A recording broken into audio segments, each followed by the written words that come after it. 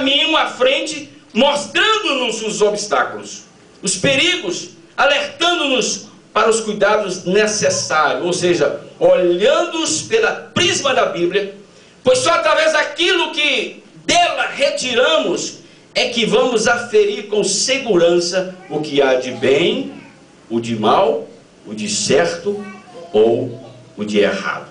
Amém? Amém.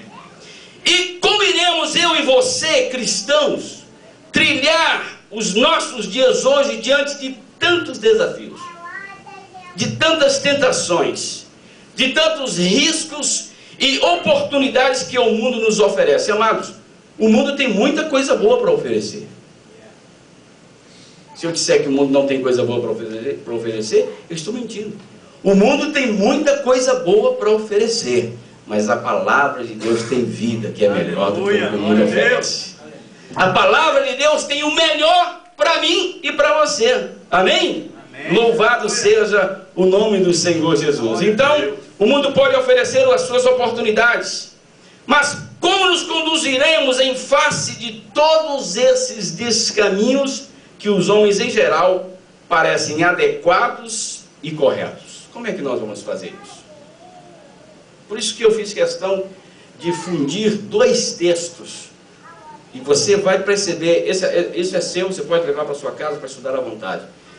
Você vai ver a história de um homem, e eu achei interessante quando o pastor me deu o tema, e o tema de hoje é isso, direção para as nossas vidas. Você vai ver a direção que esse homem chamado Jabes tomou na sua vida. Você vai poder acompanhar isso aí. Aleluia. Então podemos refletir sobre um momento especial onde o homem, enfrentando esses questionamentos que eu e você enfrentamos, ele busca em oração invocar ao seu Deus, seu nome Jabes, e sua súplica é ouvida por Deus, e com isso ele encontra um direcionamento para a sua vida. Qual o tema da campanha de hoje? Direção de Deus. O que nós precisamos é de direção de Deus. Se nós ouvirmos a voz de Deus, se nós tivermos ouvidos espirituais, entendemos o que a Bíblia diz: quem tem ouvidos, ouça o que o Espírito diz à igreja. Então, se você tem ouvidos espirituais, você vai entender o que Deus está falando com você, ou seja, você vai entender a direção que Ele tem para você. Amém. Aleluia, louvado é o nome do Senhor Jesus. Glória a Deus. Então o texto diz assim: a oração de Jabes vem da Bíblia em 1 Crônicas, capítulo 4, versículo 10. Jabes invocou o Deus de Israel, dizendo: essa foi a oração desse homem. Tomara que me abençoes e que alargues as fronteiras, que seja comigo a tua mão e que me preserves do mal, de modo que não me sobrevenha aflição. E a Bíblia diz: e Deus lhe concedeu o que ele tinha pedido. Aleluia. Eu nunca vi uma oração tão rápida como essa. Meditando nesse texto, eu amo esse texto, eu amo essa oração de Jabes, amo essa oração desse homem, porque eu nunca vi uma oração atendida tão rapidamente. Ele orou e Deus atendeu. A Bíblia está dizendo que Deus atendeu o seu clamor. Amém, aleluia. Mas por que nós demoramos orando a Deus e muitas vezes ficamos 1 ano, 2 anos, 3 anos, 4 anos, 5 anos, 10 anos esperando que Deus atenda uma oração nossa? E ela não acontece. Onde é que está a falha? Em Deus? Não. A falha está na minha pessoa. A falha está em mim. Há um livro que diz: o seu problema é você mesmo. Se você encontrar esse livro, compre ele e leia, porque você vai ver. O seu problema é você mesmo. O problema não é Deus. O problema não é o pastor. O problema não é Gustavo. O problema não são os irmãos. O problema sou eu mesmo. Eu sou o problema. Por que então Deus não atende a minha oração tão rápido? O que tinha Jabes de melhor do que eu? Queridos, quando você olha para a história de Jabes, eu gostaria que você lesse a história desse homem. Quando você olha esse texto de 1 Crônicas, capítulo 4, você percebe uma coisa muito importante. Esse texto fala de genealogia, amados. Não tem nada a ver com o que nós estamos falando hoje. E que fulano gerou fulano, que gerou fulano, que gerou fulano, que gerou fulano, que gerou fulano. Ninguém gosta de ler genealogia. Quem gosta de ler genealogia aqui? Se gosta, né, Valéria? É? Acha legal, né? Glória a Deus. Mas ninguém gosta de ler genealogia, porque fulano gerou fulano, que gerou fulano, que gerou fulano, que gerou fulano.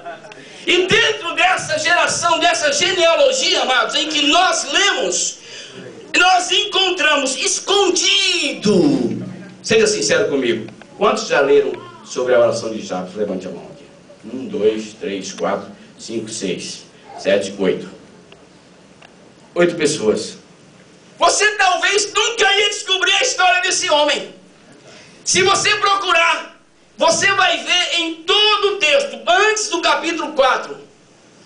Você pode ler Crônicas todo, esse 1 Crônicas todo. Você não vai encontrar nada, absolutamente nada, falando mais de Jabes, nem antes nem depois. Você vai encontrar esta oração desse homem escondida. É um hiato entre todos os homens. É um hiato entre todos os nomes. A Bíblia diz que ele estava escondido aqui. A palavra Jabes significa dor, sofrimento. Mas por que dor, sofrimento? Meditando hoje nessa palavra, eu pedi a Deus direção. Falei, Senhor, por que dor, sofrimento? Sabe por quê? Sabe por que ele fez essa oração? Se você ler o texto, eu vou ler o versículo antes. Versículo 9 diz: e foi Jabes mais ilustre do que seus irmãos. Olha só. Depois de tanta genealogia, depois de tantos nomes que gerou fulano, que gerou fulano, que gerou fulano, a Bíblia dá uma pausa. Para. A palavra de Deus para. E nessa parada, Deus faz questão de inserir esse episódio tão glorioso da vida desse homem. Olha só, gostaria que você prestasse atenção no que diz. E foi Jabes mais ilustre do que seus irmãos. E sua mãe chamou o seu nome Jabes, dizendo: porquanto com dores o dei à luz. Ela disse assim: você vai se chamar Jabes. Você me fez sofrer. Eu senti dor com você. Ah, eu padeci demais com você. Você vai sofrer. E a Bíblia, amados, no meio do povo hebreu, você vê que cada nome tem um significado. Toda a palavra de Deus, todas as genealogias que tem na palavra de Deus, cada nome existe um significado. Como é que é o nome de Jacó? Enganador. Ele teve um encontro com Deus, como é que o nome dele ficou? Príncipe de Deus. Todo nome tinha um significado. E o nome de Jabes não era diferente.